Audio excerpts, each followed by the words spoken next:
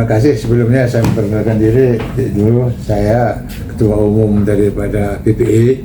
Kemudian yang samping kanan ini adalah sekjennya, Dr. Hamid. Kemudian ini wakil sekjennya, Pak Wahyu, Dr. Wahyu. Kemudian ini Pak Bendara. Ya, memang kami dikuasakan untuk masalah Kalibata. Hanya saja kami kemarin tuh waktu kami, jadi saya sudah membentuk tim. Tim itu terdiri dari 21 orang. Diketuain oleh Profesor Dr. Margono. Kami juga waktu itu sudah ke Polda dan kenalan sama yang terdakwa. Mereka alhamdulillah pada sehat-sehat semua dan mereka siap untuk mengikuti istilahnya proses daripada kelanjutannya ini, karena secara transparan kita kan selalu berbicara masalah mengedepankan istilahnya praduga tak bersalah kan, supaya bagaimana itu prosesnya lancar, istilahnya tidak memihak, sebetulnya netral lah istilahnya prosesnya untuk berjalan lancar. Ya alhamdulillah kami diterima waktu itu oleh kasatnya. Ya kami terima baik dan kemudian ya kami baru dapat informasi bahwa kode etik sudah selesai. Jadi ada 6 orang itu, saya nggak bersebut. Yang 2 itu kalau nggak salah kena dipecat tanpa ini ya. Hanya 4-nya itu ya nggak dipecat lah. Jadi kami sekarang masih menunggu proses lanjutnya, karena tadi berita terakhir barusan tadi dari yang LBH kita ada 3 tadi. Katanya paling lambat itu paling cepat antara 4 April lah, bulan 4 katanya baru mau diajukan. Nah itu yang saya baru bisa sampaikan, karena kami belum dapat persis istilahnya berita acara, belum terkumpul. Nah oleh karena itu ya kami juga nggak bisa berbuat ngomong lebih banyak, takutnya menyalahgunakan istilahnya kode etik daripada kepolisian kan. Nah itu aja sementara menurut saya. Jadi belum bisa kami untuk ngomong lebih banyak lah. Oke, berarti dari 6 itu, satu lagi berarti dari 6 itu 2 sudah dipecat ya Pak? Iya betul ya. Maksudnya belum? Ya. Gimana?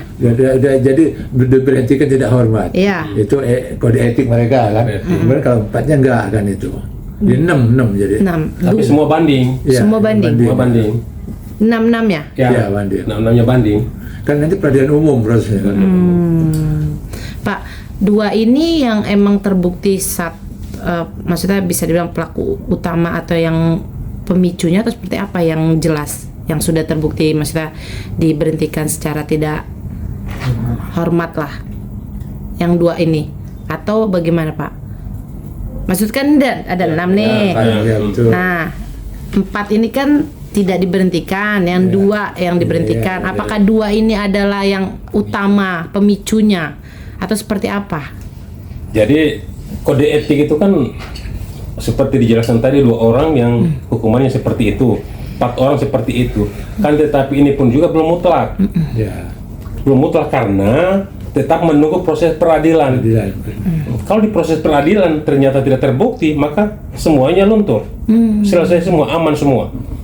Sehingga pada saat ada kode etik itu masih sifatnya sekarang belum ingkrah juga, karena mereka masih banding.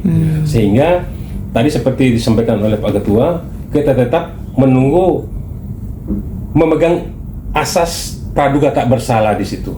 Sehingga apa yang terjadi sekarang ini, prosesnya kan sekarang ini dari penyidikan kemudian status tersangka. Setelah itu selesai di penyidikan, ada penuntutan. Setelah penuntutan ada P21. Nah sekarang ini baru sampai di penyidikan. Ke arah sana ini belum ada bayangannya. Oke, berarti masih kemungkinan itu hanya sementara ya Pak, karena mereka juga banding ya. Banding. Gitu, dan itu pun belum ingkrah. Iya. Tapi ingkrah. tidak melakukan tugas untuk yang 6 ini atau karena ditahan. Masih ditahan di penjara betul. Oke. Pak, mungkin terakhir dari saya, dari kasus ini apa sih yang bisa Pak Darsi dan tim sampaikan? Kan ini bisa dibilang kan instansi dan warga biasa lah, ya kan, ada korban gitu. Seperti apa nih Pak? Jadi begini, baik terdakwa ataupun korban ini kan adik-adik kita semua.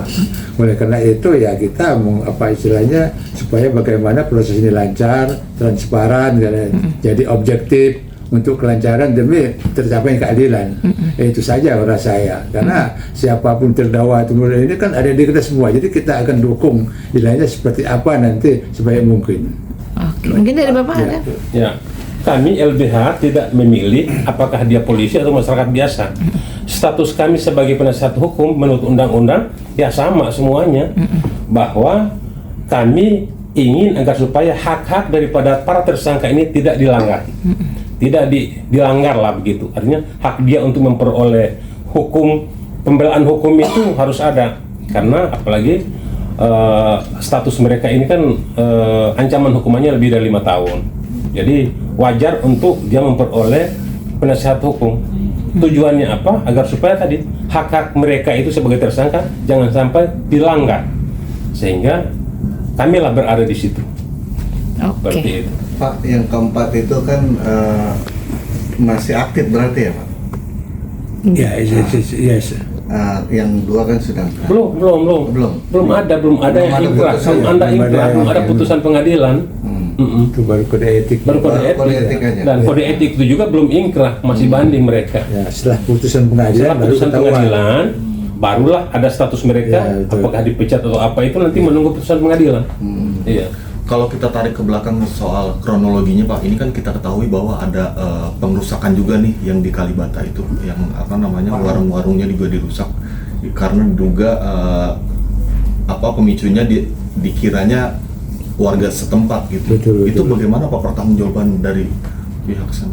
Ya, kita nggak bisa berkomentar lebih banyak ya, karena ini belum jalan. Jadi kita belum tahu persis seperti apa. Kalau kita komentar sekarang nanti salah kan enak.